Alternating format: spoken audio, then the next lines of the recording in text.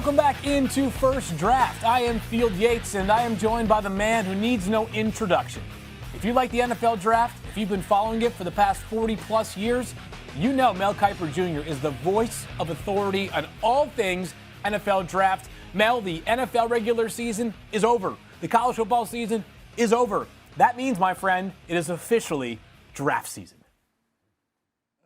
It is, Phil. Let's tee it up, man. I've got 4 months to go and a lot to talk about. Quarterbacks at the top. A lot of teams with decisions to make, starting with the Chicago Bears. Do you stick with Justin Fields or do you go away from Justin Fields, trade him, and draft Caleb Williams? So a lot of debate. The battle for that second quarterback spot, Jaden Daniels and Drake May. Where are we with Michael Penix Jr. after a subpar performance last night? Where are we with JJ McCarthy after not having to carry a team on his shoulders during his career at Michigan? It's going to be really fun. And there's other players in this draft, by the way, Field, as you well know, beyond the quarterback. So it's going to be a lot of fun. What a great ride it will be between now and late April. Well, to your point, Mel, look at right now. The NFL's Offensive Rookie of the Year award is coming down to two gentlemen.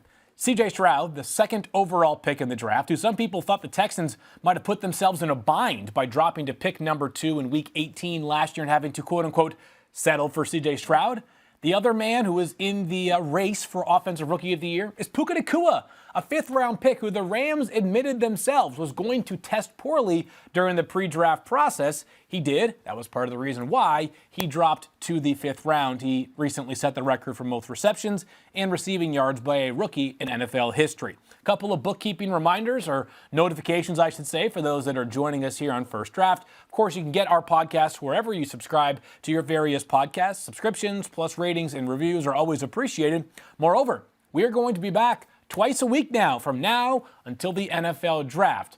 Normally on Mondays, we're going to be live on YouTube at 11 a.m. Eastern Time and also on ESPN 2, probably around 2 p.m. Eastern Time on Mondays. Meanwhile, on Thursdays, also back, another live edition on YouTube. Mel and I get the fancy studios on Monday.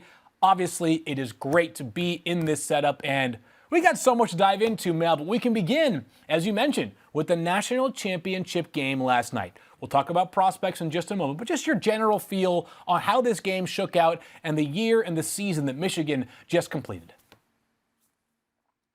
What a year it was, with all the different things that went on there with that football team, with Jim Harbaugh and Sharon Moore, and think about what happened with Zach Zinter, their best offensive lineman, getting hurt against Ohio State. Fortunately, it looks like he may be ready for his pro day, certainly ready for NFL training camp, which is great news. But last night, there was not that scintillating performance by the quarterback. This wasn't Vince Young, Matt Leinart from the early 2000s. This was two quarterbacks that both struggled at times, didn't get some help at times in terms of JJ McCarthy.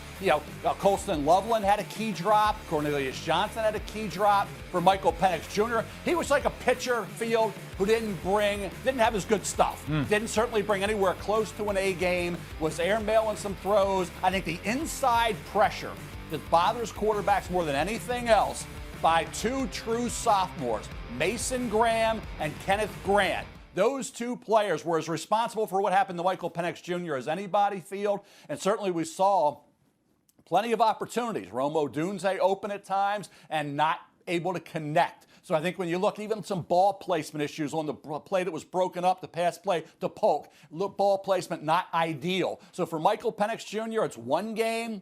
We saw Caleb Williams struggle mightily against Notre Dame. Do you throw it out? I guess you can. Are some people going to say, hey, this defines what he was in terms of where they thought he should be? If you thought he should be higher, you got to move him back a bit. How do you react to this one performance of Michael Penix Jr.? Everybody's going to have varying opinions on that, Field. I'm going to probably move him down just a bit because we saw when he didn't do the Texas game, Field. He manipulated the pocket. Yes, he slipped, did. He was sliding. He was throwing accurate balls. He was harassed some, but it didn't bother him. He looked comfortable. He looked relaxed, unfazed. Last night, the exact opposite. So I said on Get Up this morning, top 5 pick based on the Texas game, maybe 3rd, 4th, 5th round based on last night. So where do we even it all out? I'd say somewhere mid to late first round is probably a good spot. Some would say second round based on the injury history. So I think we're going to be all over the place in terms of opinions and varying round projections and projections overall for where Michael Penix Jr. should be come late April. Yeah, you might as well just continue that conversation surrounding Michael Penix Jr., Mel, because he is going to be one of the most discussed players for the next 3.5 months because of this unbelievable season. I mean, the guy was second in the Heisman voting, finishing only behind Jayden Daniels at LSU. And because he's a quarterback, we're going to discuss him a lot. You laid out some of the factors there. I think when I assess the draft stock or prospects for Michael Penix Jr., Mel, I think more so than any of the other quarterbacks, they're going to probably be in the first round conversation, maybe even the first overall conversation. There are some factors that Michael Penix Jr. brings to the table that are less negotiable in my mind. Amongst those, you mentioned the health, right? He's had 4 season-ending injuries in his college career. Now, those were all in the first 4 years of his career. Over the past 2 seasons at Washington, he has stayed healthy, and health has not been an issue for him. You're either comfortable with the medicals or you're not, Mel. And you and I are not doctors. We are not team doctors for the NFL who are making recommendations to our staff about, hey, if that knee that he's torn the ACL twice in is once again busted, he might never return. We don't know that kind of information. Beyond that, Mel, the age may or may not bother some people. He'll be 24 a week after the draft. To me, not as much of a factor. Joe Burrow was 23 when he was drafted. Jayden Daniels will be 23 when he is drafted. But for Michael Penix Jr., it's going to be, as you said, how much weight are you putting into the full body of work this season versus the few games, there weren't many, but there were few, where he looked more mortal, right? Last night was certainly one of them. There was a game against Arizona State earlier this year that Washington won 15-7. They didn't score an offensive touchdown in that game. They still found a way to win because they're a better team than Arizona State is, but some of those moments are going to stick out for people that are either pro or con Michael Penix Jr. Do you think, though, when you say a player, a quarterback is going to go late first round, to me, what that often screams, Mel, is a guy who on overall grade is not one of your top 32, but because of the positional value and because of the fifth-year option available to first-round picks, he goes in the first round. Is that about how you would size up Michael Penix Jr.? You know, I don't know if I would agree totally, Phil, because you go back to last year with Will Levis. It's kind of similar situation. Will went Penn State to Kentucky, 2 years at Kentucky, and we were arguing last year about do you weigh heavily a year where he was banged up behind a horrible offensive line at Kentucky, or do you factor it in? I said throw it out because he was so beat up from start to finish and didn't have that supporting cast around him. Didn't have help from the O-line, and ironically at Tennessee with the Titans this year, he didn't get any help. Tannehill didn't get any help. No quarterback was getting any help behind that bad offensive line, and they were all beat up. Tannehill hurt, then Will got in there and showed well, then got hurt, couldn't even finish out the year in the final game. So I think for Will Levis, I had a higher grade than a lot of people did because I didn't factor in that final year like some did. He went early second round. If Will Levis is an early second round pick, Field, Michael Penix Jr., to me, can't be better than an early second-round pick. If you want to go apples to apples there. I think to go back to Jordan Love, late first round, ironically, Aaron Rodgers slid to the late first round. Green Bay got both players. So I think when you look at this, it really hinges upon really one key element for Michael Penix, the durability concern, the injuries. If the medical is fine, and you can look at last night as just a throw-it-out game, Michigan's defense had all the answers.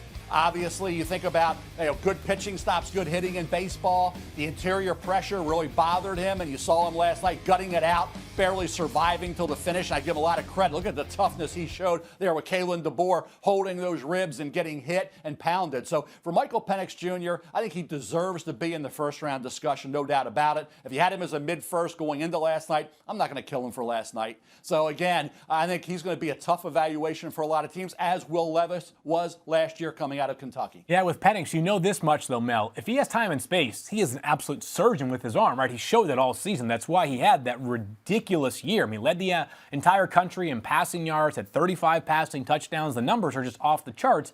I think the questions for those that are not totally sold on Michael Penix will be, he doesn't have as much ability for the second reaction plays as the top quarterbacks in this class do, right? Caleb Williams, Jayden Daniels, Drake May, all guys that when things aren't going right up front with your offensive line, have a few more tools at their disposal to turn nothing into something. Penix was great in that regard against Texas last night. It caught up to him.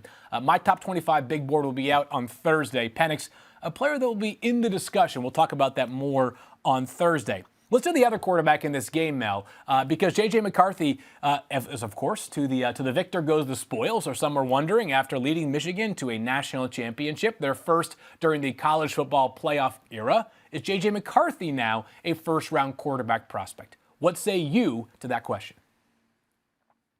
I think it's borderline. I would say probably not right now. And he's in my top 25 barely field. I don't know if we'll be there after this week. I'm going to go back to that game last night where he had the hot start. And again, you keep waiting for that wow performance. And guess what? You just didn't get it with J.J. McCarthy, and he hadn't gotten it during his career. I look at the numbers, okay? 25 or fewer pass attempts in 10 games this year. Think about not throwing interceptions. Last 12 games, he threw one pick. That was late in the first half against Maryland, which was a costly pick. We all remember the 3 picks against Bowling Green earlier this year. That was it till the Maryland game. We all remembered a couple picks, the pick sixes against TCU last year in the semifinal game. Outside that, he threw hardly any interceptions. So he's game manager. He's athletic. We saw him have that key run last night. You see here, this was a pivotal part of the game where they needed to get out of the hole. It was a competitive game at that point, one-score game. He needed to flip the field a little bit in terms of field position. He was able to do that.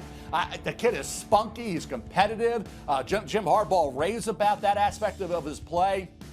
He can make the throws you need to make. Does he lock on? Does he see the field well enough? He kind of threw a couple balls last night. The one to Colston Loveland should have been caught, was a key third down pass. The play to Cornelius Johnson hit him in stride, dropped. So he didn't get some help when he did throw the ball on a couple of occasions, and that scramble showed how he can move, how he can beat you with his legs, how he can create with his legs and beat you running the football, as he did at various times at Michigan. So he's another tough evaluation, because I would argue I didn't see a game where he had to carry this team on his shoulders. And that, wow, yes, he's a defined first-round pick type of game we didn't have. So, yeah, I can see why you would look at him right now and say, best you could see for J.J. McCarthy, maybe second round. Mel, I can guarantee you one thing about J.J. McCarthy.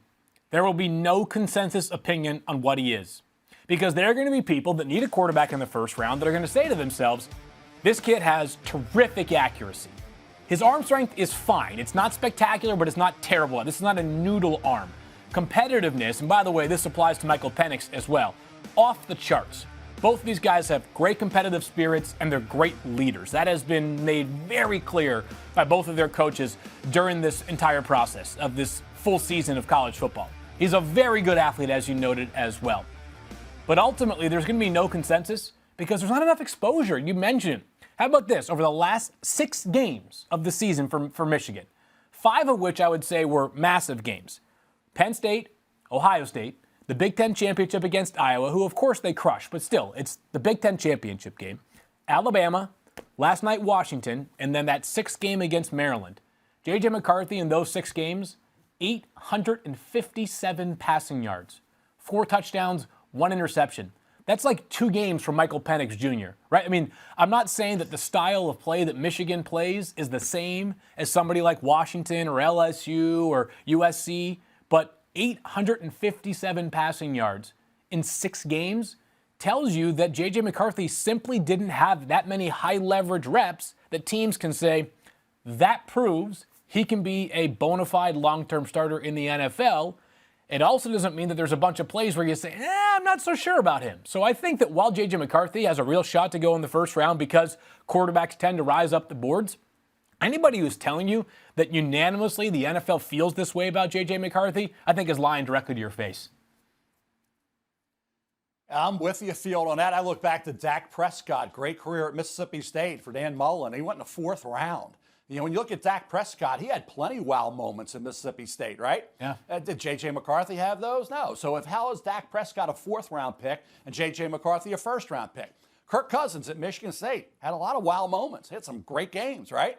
He went to 4th round, okay? So to me, if you look at those two, you say, boy, 1st round is a stretch. It's a reach for J.J. McCarthy. And I thought going into last night, would we see that? Because you had Washington's defense. That wasn't a strength of their team. But also the defense of J.J. Here's a defense, Field.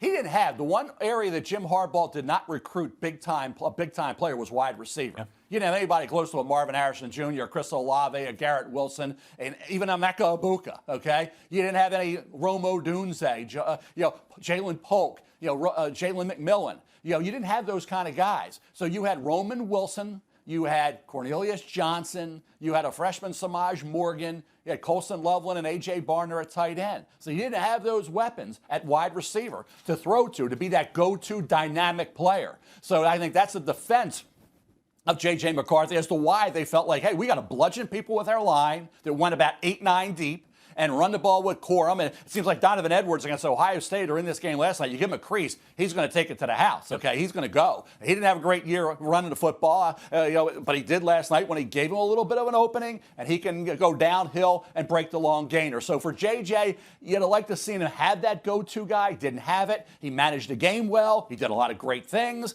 He's competitive, but to say first round, have I seen enough? Have you seen enough? Have we all seen enough? I don't think so. Mel, I don't think he'll do this.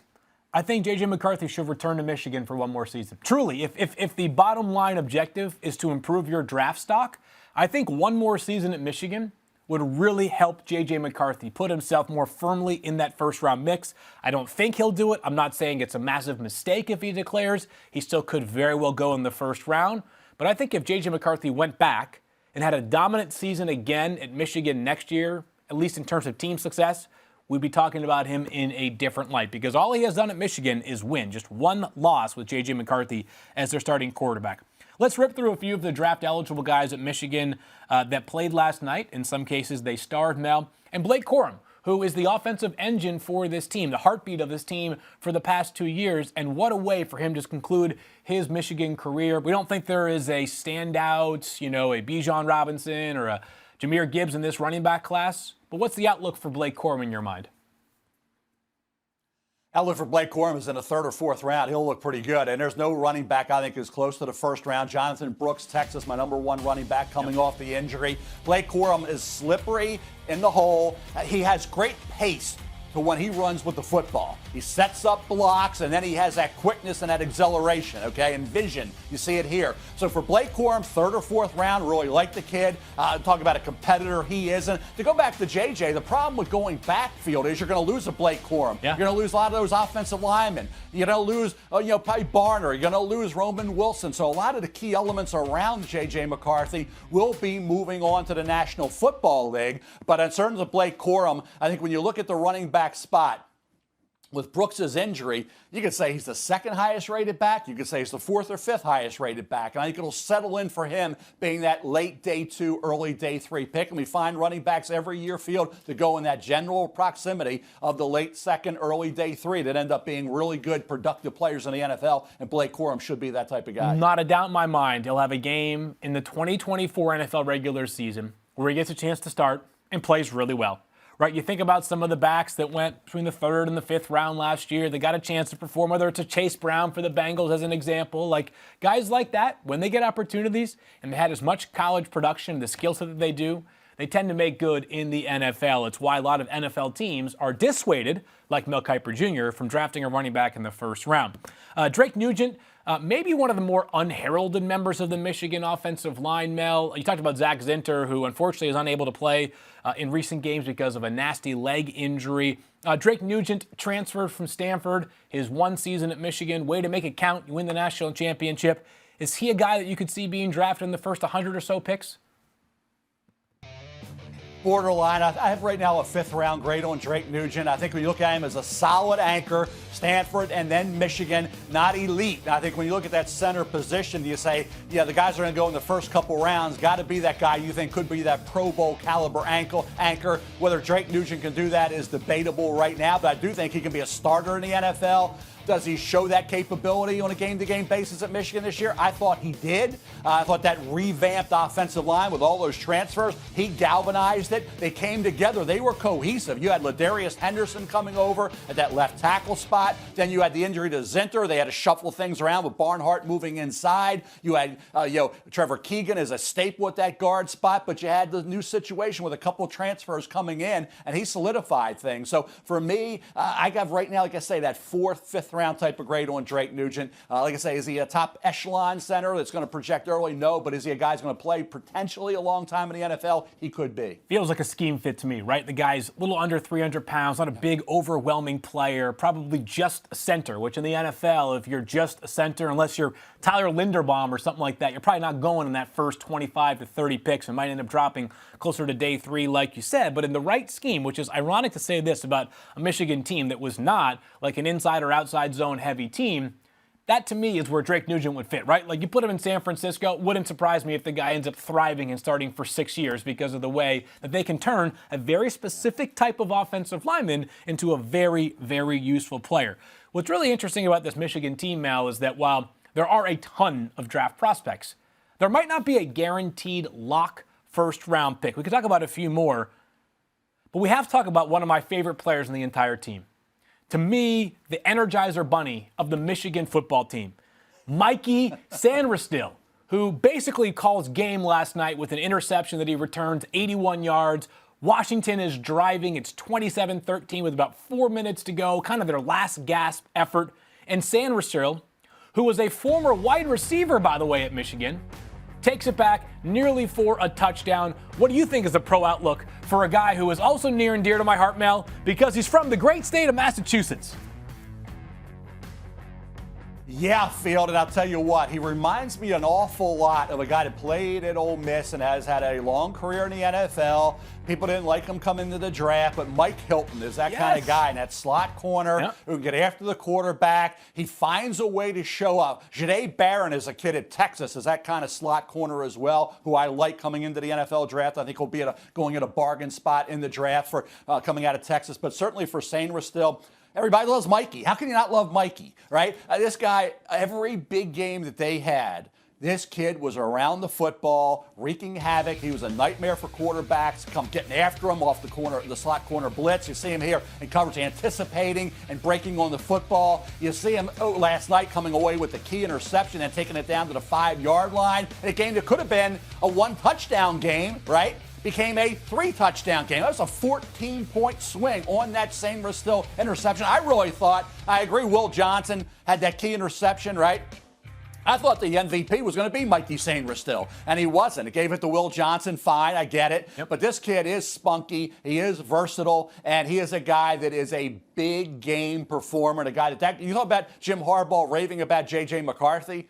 They raved a lot about Mikey Sainristil as well, and what he meant to this team when he moved from wide receiver to that slot cornerback position. Yeah, not a real big guy, right? 182 pounds. That might be soaking wet, by the way, but he's tough, he's compact, and I don't know, Mel, that yet, and by the way, he's been doing this for only 2 years. I don't know that he's the kind of guy that you feel real comfortable in the slot holding up against those shifty wide receivers and man-to-man coverage. But I just think every time he's on the field, good things happen. He's a great blitzer. He's got awesome on-ball production. As you saw last night, when he has the football in his hands, he's got one thing on his mind, and that's 6 points, right? And this guy is a menace with the football in his hands. I would be willing to bet on him as the kind of player that even if you draft him as a slot corner, like he's going to be a maven on special teams. He can return for you. He can play snaps on offense. He did that at Michigan for the first year and a half of his career. So a player that I like probably more than where I think he'll end up being drafted once April rolls around. Braiden McGregor on that defensive line, Mel, one of several guys that will be drafted from that defensive line. And we can talk about Penix Jr. in just a bit. Michigan's defensive line might actually be defined, as you mentioned, by guys who aren't even draft eligible yet. But McGregor, a player who is, don't know if he will or will not declare. What do you think, or what do you like about his game? Thought he'd be a little bit better than he was. I think he gives you great effort. He certainly has the ability to move forward, and with another year to become a high pick, I think that he would be wise to think about going back. You saw Troy Fautanu, who was a heck of a left tackle. Troy Fautanu is going to be a Pro Bowl guard or maybe even a right tackle. Love that kid. So he's obviously a guy, a great bookend. You're going to have trouble getting after the quarterback from the outside, and Michigan really did. Their interior pressure is what bothered Penix Jr. It was Mason Graham, the true sophomore at defensive tackle, who's a heck of a player, and Kenneth Grant, another whale of a player, true sophomore defensive tackle. But I think Jalen Harrell on the other side, Josiah Stewart, the Coastal Carolina transfer, has an impact on games because he just has a knack for getting after the quarterback as a pass rusher. But to your point about Braiden McGregor and going back, I think some of these kids that have that opportunity, unless you're a first, second round pick guaranteed, I'm going back and trying to improve my draft rating. Yeah, McGregor kind of came on strong towards the finish, right? He had those 2 sacks in that Alabama game after just 1.5 sacks in his first 10 games this season. Came into Michigan with a ton of hype, right? This was a highly, and not that Michigan is short on, top flight recruits, right? But he was considered one of the best defensive recruits that Michigan landed just a few years ago. Maybe hasn't quite fulfilled all the expectations that come with being a 5 or 4-star player, but has some intriguing traits, a lot of length there at the very least, something to work with as a developmental type player. Let's put a pin in Michigan with Kris Jenkins Jr., though, just because there is a chance, I think, he's the highest drafted Michigan player once this draft actually begins. If you're saying to yourself that name sounds familiar, Mel, it's because, of course, his father was a man that you covered. You evaluated him coming out of Maryland, and you watch him become an all-pro player in the pros. What is Kris Jenkins Jr., what does he bring to the table, I should say? Some scheme versatility and a guy who gives you everything he has. You saw him last night against the run, down the line. He can make plays, and he has that ability, that quickness and that athleticism to track you down and make that play either on the line of scrimmage, around the line of scrimmage, or behind the line of scrimmage. Pass rush, he needs a little bit of work in that area, but as a guy's going to come in and I think give you the ability to be in that rotation up front, I think Kris Jenkins right now, to me, is more of a second-round type of guy. I thought going into the season maybe he could push his way into the first, but I have a second, third round grade on Kris Jenkins right now. The defensive tackle spot that we thought going into the year was going to maybe provide us with 4 to 5 highly rated guys, really never materialized. It really didn't. That was a disappointing position based on the hype in August to where we are right now. Kris Jenkins, one of those 5 or 6. But at the end of the day, if you get him at the right point in the draft, just to say, when you buy, is just as important or more important than who you select. When you buy Kris Jenkins, is going to be very important, I think, to see where he comes off the board if he's in this draft come late April. I will say this quickly on Kris Jenkins Jr., and this is, I think, something that applies to a lot of the Michigan players. He might have been the most selfless player on defense that I watched this year, because I'm sure there's a part of him that says, let me loose. 4.5 career sacks for a guy that played a lot for 3 seasons. And yet in Michigan, or at Michigan, they ask you to do your job. They ask you to play selflessly because we got a lot of talent that if we just do the right thing consistently, the results can be an undefeated national championship winning season. That's what they brought to the table last night. Jenkins, I think, will become a better pro in terms of sack production. But until you see it, Mel, that's part of the reason why it's hard to rubber stamp him as like a top 20 or so pick, which I thought at the beginning of the season he had a chance to become. Michigan, the champions, they deserve it. Best team from the start to the finish of the college football season. By far, they were the best team last night on the field. A 21-point margin. Maybe it was a little bit closer than it seemed, but still, a dominant performance.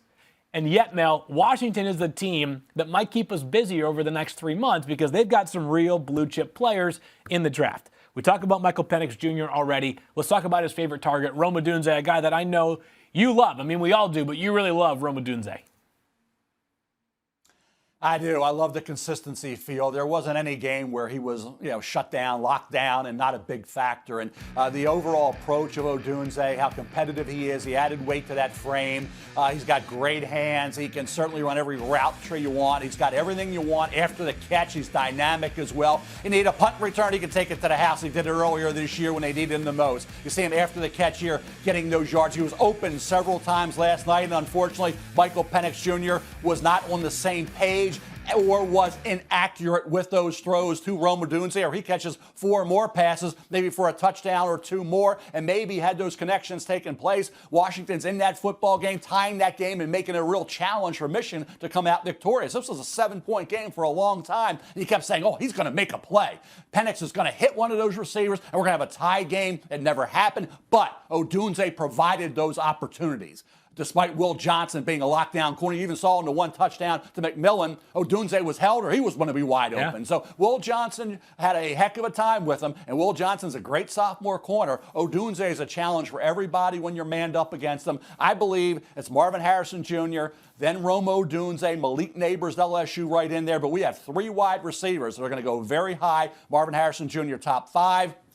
Rome Odunze and Malik Neighbors probably field top 6, 7, 8. So by the 8th, 9th pick, 3 wide receivers I think will be off the board. I'm so glad you used the word consistency with Rome Odunze because there was no stopping him, even when defenses knew exactly what was coming. And it's not just the defensive attention he was receiving, Mel. It's not just the fact that performing in every game is difficult to do. I think about the Oregon State game this year. It was an absolute deluge during that game. I mean, it was pouring like 2 inches an hour. And nobody in the entire game could do anything on offense. The quarterbacks were really struggling. I mean, like 2 high-level quarterbacks could barely get the ball out. And Rome Odunze had one of the best games of his season. I mean, the guy just does that. He just consistently finds ways to get yards, get open. He's a huge red zone threat with those 13 touchdowns this season. I'm with you. I mean, if he's not in the top 10, I don't know what a top 10 prospect looks like in this year's class. Not too far behind, but probably not quite in that same tier as his teammate, his wide receiver roommate. That's Jalen Polk, who was just, again, he's been awesome for so much of this Washington season. A different skill set. What is it, though?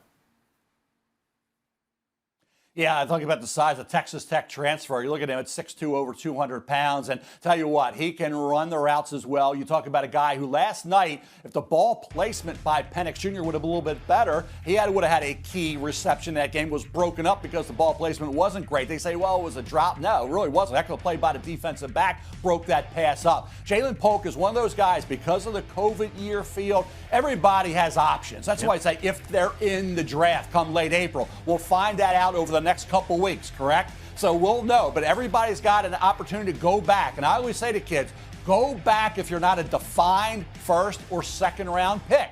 For Jalen Polk, go back to Washington. You know, Jalen McMillan has a decision to make. He was great early, then he was hurt, then he was really good late. But if you are a kid like Polk, I think going back for another year is beneficial. They're giving you that year. A lot of these kids, have options. Just about every kid we talk about has an option to come into the draft or stay. Sure. That's why I say if they're in the draft. So for Jalen Polk, if he's in the draft, I would say more third round area. If he goes back, he could push his way all the way up, maybe in the 2025 draft into the first round. So I think I have him ranked higher than that. I think he's a firm second round pick and could maybe work his way up there, Mel.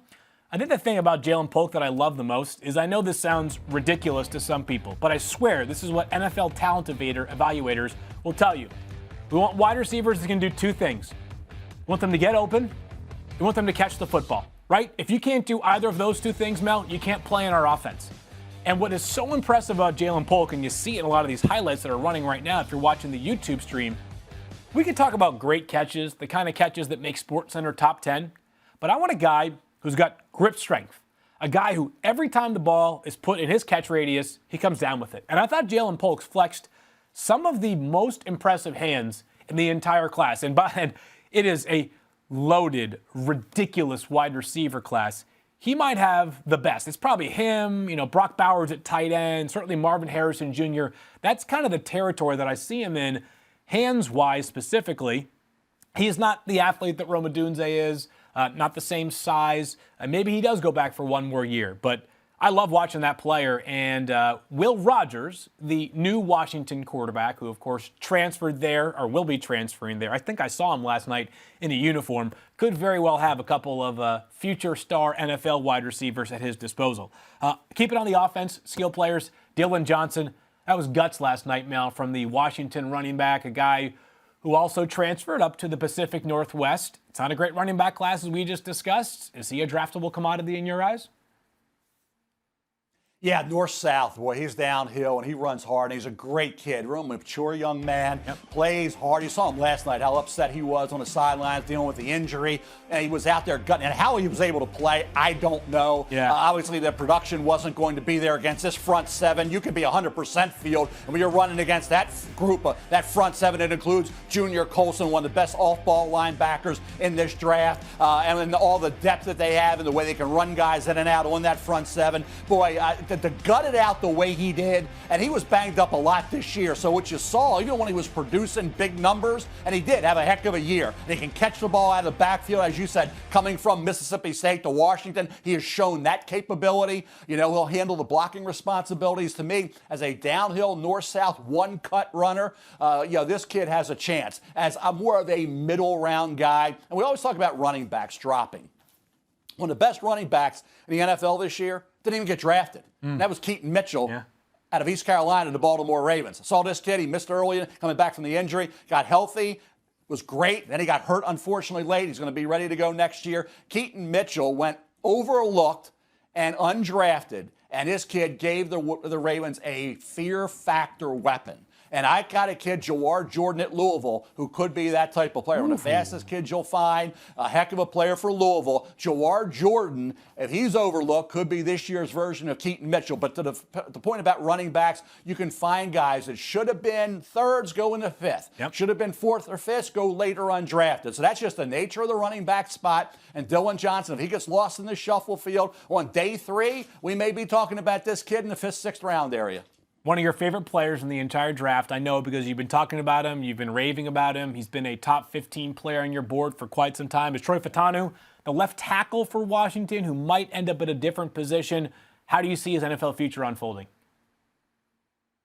Love this kid. I tell you, you want to have fun watching him. He just beats you up. And I tell you, to do the job that he did at left tackle, he was unfazed. I mean, you say, well, he's going to be a guard. He held up really well at that left tackle spot. He could be a right tackle in the NFL. And as a guard, he's a plug-and-play Pro Bowler field. And when you have that kind of – we have Patrick McCarry here at Baltimore, right? And he plays everywhere. And when Ronnie Stanley was hurt, he fills in at left tackle, and he holds his own at that left tackle spot. And this is a kind of kid, when you have that ability, that is incredibly valuable to an offensive line coach to have a Troy Fautanu who can play left tackle, right tackle, or guard and do a heck of a job. So I think he's hey, you think about Quentin Nelson, you think about Zach Martin, you think about the kind of guard he can be, Pro Bowler right away. But as a tackle, I would not write him off at all. Roger Rosengarten, the right tackle, had a rough 4th quarter, but he's going to go back to Washington and develop, I think, into an early round pick, possibly in 2025. But for Troy Fautanu, you didn't see him have a hiccup last night. You didn't see any. They had a lot of false starts, right, with the offensive lineman. That was the interior of the line.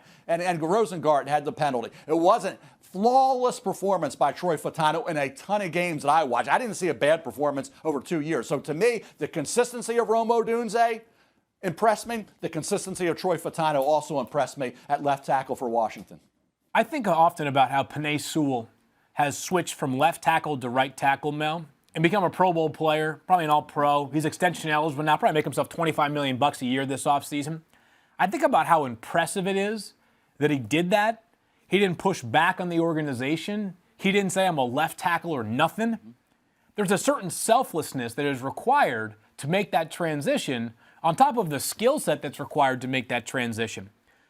I think Troy Fautanu, if he's willing to make that transition, which based off of the way he plays, the guy's got this competitive spirit, which I don't know how often we're talking about a left tackle's competitive spirit, but this guy feels like he's kind of the heartbeat of that Washington offense, right? Like as he goes, so goes the rest of this incredibly potent, high-octane Huskies offense. If he is able to make that transition, if he is willing to make that transition to guard, I'm with you. Wouldn't surprise me if he's a top 15, 16, 18 pick. The reason why people are concerned about him as a left tackle in the NFL is the length is not as conventional as some of the other guys that we're going to talk about at that left tackle spot in this year's draft class. Don't know if it showed up all the time, Mel. I kind of felt like maybe the 2 games they played where maybe you can see it is Oregon, because they've got those 2 edge rushers who've got such tremendous length, right? I mean, you've got guys in Oregon, they're going to be, 2nd or 3rd round picks that are 6'6", 6'7", look like the San Francisco 49ers interior D-line, but playing on the edge. But if Fautanu's willing to play guard, we're talking about an obvious first rounder in both your and my books. Maybe another first rounder from Washington is Bralen Trice. Mel, I don't know what the testing will look like, but I love the player. Yeah, he has that knack of getting off the edge and getting after the quarterback we saw last night. Obviously, you think about where we are with Michigan and that offensive line. It's a talented group there, very cohesive and well-coached group of offensive linemen. So I think when you look at Bralen Trice, you go back, look at the Texas game, how dominant he was there, getting after Quinn Ewers at key moments in that game. Christian Jones is going to the Senior Bowl. He's certainly a guy who could figure in that 4th, 5th round area. He made Christian Jones really struggle at times and gave him a run for his money. You think about Bralen Trice, when I watch him, he plays a little high, but he has that ability using his hands and certainly has that burst. Once he separates to get to the quarterback, he always plays hard. He'll get you the coverage sacks. He never quits on a play, and he is a guy who will track you down. So I think if you can work with a defensive line coach, improve his technique, get a little bit of a counter move, and certainly get a little, in terms of playing as high, try to tweak that just a bit. There's a lot to work with. I love the attitude, love the approach. Obviously, you talk about a guy who gives you everything he has on every snap. Love that aspect of his performance. So I have a 2nd-round grade right now on Bralen Trice. Some are a little higher than I am on Bralen Trice. I get it. But right now, I have him in the mid to late 2nd-round area. Probably will go just a little bit higher than that. Yeah, he heated up towards the end of this season in terms of sack production. But people who watch Washington consistently will remind you that the guy gets held on every play, or at least he was for much of this past season. So the sack numbers were down relative to expectations coming into the year. I will be fascinated to see how Bralen Trice tests, because I don't know that it's going to be the kind of numbers that are typical for a player that ends up in the first 20 to 25 picks at edge rusher. But if he crushes the combine, Mel, the conversation will be quite a bit different. All right, so there are a lot of guys on Michigan, a lot of guys on Washington. We barely scratched the surface in terms of players that will be drafted from those two teams. But I wanted to dive into your top 25, which has been updated. It's updated all the time, but a couple of players that are seeing their stock go up, a couple that are seeing their stock go down, and perhaps the biggest riser it would appear on your top 25 is Brian Thomas Jr., the other LSU wide receiver, who's now number 17 on your board. Why the big jump for him? Just went back and kept studying the kid and liked what I saw. I mean, he's a guy, he gets that late separation with his size and his frame. He is a nightmare to try to match up with. And obviously, Malik Neighbors on the other side, we talk about as a top 10 pick, great football player. Jaden Daniels, obviously a quarterback the last 2 years. He will get the ball to these receivers and hit them in stride. See him in competitive situations, contested situations. He will just outduel that cornerback for the football. I talk about late separation. He gets it, throw it up, and he will hands catch it. This kid is a guy, we talk about testing. We have to see what the combine numbers, the pro day numbers are for these players at a variety of positions, but certainly a wide receiver like Brian Thomas Jr. If you're going to say, well, it's a Keon Coleman's locked in out of Florida State to that 4th wide receiver spot, I would say wait a minute. Not so fast, because Brian Thomas Jr. could be that guy. Best deep threat in the draft. I don't think it's a question. The best deep threat in the draft. And by the way, that shows up all over the tape, Mel. It also can be explained in a couple of numbers. 17.3 yards per reception, 17 receiving touchdowns. Nobody in the country had more receiving touchdowns than Brian Thomas Jr. this season. Again, he is the other guy in that offense because Malik Neighbors, as we have both mentioned, is a probable, maybe even likely top 5, 6, 7 pick at worst. But Brian Thomas Jr., if he runs what we think he might run at 6'4", 195, maybe 205 pounds, I mean, just look at the history of players with production at that size and that speed. Those guys tend to find a way into the first round of the NFL draft. T'Vondre Sweat from Texas, Mel, also rising up boards a little bit for you. Now number 19. He was previously 21. Now he's 19. What's going on there? I like a big kid who can be disruptive behind the line of scrimmage field and be a guy. You're not going to run the football against a Texas Longhorn defense that has that capability with T'Vondre Sweat and Byron Murphy II. That's why you had to throw it, and you had some success throwing the football against Texas. But T'Vondre Sweat and Byron Murphy really just completely collapsed that interior. That was a brick wall to try to run against. And I don't like stay-at-home types that just can't get after the quarterback. This isn't 1985. T'Vondre Sweat's got to give you some penetration. He's got to be disruptive. As you can see here, getting after the quarterback. He can do exactly that. Field, he can get after the quarterback, and that's going to be critical in this day and age in the NFL. I'm probably a little higher on T'Vondre Sweat than some people are. I have a first-round grade on him. Where do you have him right now, Field? Yeah, Mel, he's probably going to be on the borderline of my top 25 for prospects, and here's the reason why. T'Vondre Sweat's dominance was the most dominant of any defensive player that I watched in the draft this year. At his very best, he is completely overwhelming, and there is no answer for him. The Oklahoma game, the Red River rivalry, the biggest game of the year during the regular season for Texas, you can't block him. Right? Last week against Washington in the playoffs, again, on certain snaps, he's unblockable. The question that I will keep coming back to with T'Vondre Sweat, I mean, he's so powerful. I mean, the power is rare. 362 pounds, dominant pass rusher at times, dominant run stuffer pretty much all the time. The question will be, how many snaps can a guy like that consistently play in the NFL? You just don't find that many guys at 350 plus pounds who are on the field for 60, 65, 70% of the snaps. Haloti Ngata's go to maybe the Hall of Fame one day because they can hold up for that many snaps game in and game out. So I want to remind people that when you're trying to decide between a player being 21 versus 28, it's often very difficult. So you're looking for those tiebreakers. The tiebreaker for me with T'Vondre Sweat would be just the questions about whether he is a 40% of the playtime guy or is he a 60 to 65% of the playtime guy. If you get that kind of consistency from T'Vondre Sweat, he'd be a steal at 28 to 35. Yeah, Jordan Davis coming out of Georgia to the Philadelphia Eagles field. I think the ability to free up those linebackers to flow to the football, occupy, and free them up is so critical to a linebacker being productive from that inside linebacker spot. T'Vondre Sweat can do exactly that. But he's athletic as all get out, as we saw with that touch. I mean, the guy caught it. Actually, 2 Texas defensive tackles scored a touchdown this season. Byron Murphy, who actually might be higher on my big board. The other Texas defensive tackle might be higher on my big board by the time it's all said and done, Mel. The guy had an unbelievable season. He was unreal against Washington just a week ago. An outstanding prospect in his own right. A couple of droppers here. No major drops here, Mel, but a couple of Alabama players. JC Latham, the right tackle, and then Kool-Aid McKinstry, the cornerback, who is a really good player. Doesn't feel like this year quite lived up to expectations. What happened with JC Latham dropping from 20 to 24? Yeah, he had that one hiccup. I got a little bit of a tickle going here too, Field. And J.C. Latham had a little bit of that hiccup as well. For Alabama. But overall, as a right tackle, I think he's a guy, plug-and-play right tackle, very experienced player, very technically sound. You go back even to the Texas game. Remember when Bryce Young was quarterbacking 2 years ago? He had that holding penalty, wasn't called on that scramble that set up that field goal. But overall, outside of a hiccup or two for J.C. Latham, very solid, very reliable, very consistent player, Field. Like what I've seen of him.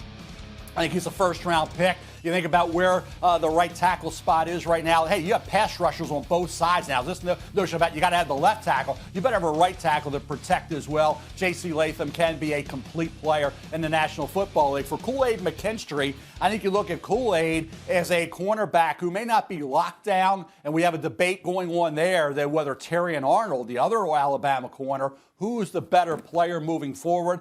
I have Kool-Aid slightly ahead of Terry and Arnold. Terry and Arnold gets a little handsy, a little grabby at times, but Kool-Aid McKinstry came in highly rated. He has a guy, the ability after the catch. You see the punt return ability at Alabama. After the catch, he can do what Mikey Sainristil did last night. He can take it to the house. I think when you look at these corners in the NFL, they have to adapt to a different way of doing things. The mode of operation has to be a little different than in the collegiate level where you get away with being handsy and grabby, right? And Nick Saban is a tremendous defensive back coach. That was his forte coming into the coaching ranks. It has been throughout his career as well as being the #1 head coach of all time at the collegiate level. And by the way, what he did, 7 of 8 top tacklers moved on, right? He lost his quarterback, Bryce Young, his running back, Jahmyr Gibbs, tight end, 3 offensive linemen, and both coordinators, and they get you to the playoff. That's why Nick Saban is the greatest of all time. But for Kool-Aid and Terry and Arnold, adapting and changing, like I say, how they went about their business in college to what they need to do in the NFL so you won't see a lot of penalty flags thrown is something all these young cornerbacks need to work on. I've got Terry and Arnold quite a few spots higher than Kool-Aid McKinstry. I guess quite a few spots is a little bit of a dramatic overstatement. Both of my top 25, but Terry and Arnold was my clear preference by the end of this season, Mel. I think that the big defining factor for me with Kool-Aid McKinstry will end up being what he runs. Because what he isn't is he's not this overwhelmingly physical corner, right? I mean, he's going to win because he's got these loose hips, he's fluid, kind of your pure conventional cover corner. What Terry Arnold is kind of this dog, right? Like plays through the ball at every snap. You mentioned a little bit physical, maybe too physical at times. That could catch up to him in the NFL. The instincts are terrific for Terrion Arnold. If Kool-Aid McKinstry runs 4.35, game back on, right? If he does not run this blazing 40 time, then there'll be some more questions about just how much value there is for a guy who's not overwhelmingly physical in an NFL where we see all of these wide receivers. I mean, we talked about Odunze, he's huge, and Marvin Harrison Jr., and 6'4", 205-pound Brian Thomas, and you got guys who are already in the NFL. You've got players like Jamar Chase is a big physical guy, and Mike Evans is a veteran physical guy. They're all over the NFL. These players who are almost built like old school tight ends now playing wide receiver. The top 25 for Mel is always available on ESPN.com, so you can find risers and fallers. Mel, only 120 days or 110 days until the 2024 NFL Draft. I know you and I can't wait. We're about to be very busy, though. Mondays and Thursdays. Check us out here on First Draft. Mel, you're the best. I know you're busy on TV today. Enjoy the rest of it. And we are officially in the draft season, my friend. Always a pleasure, Field. Great job, my friend. We'll be back, like I said. Look excited for Thursday. Can't wait. All righty. We'll talk to you guys soon here on First Draft.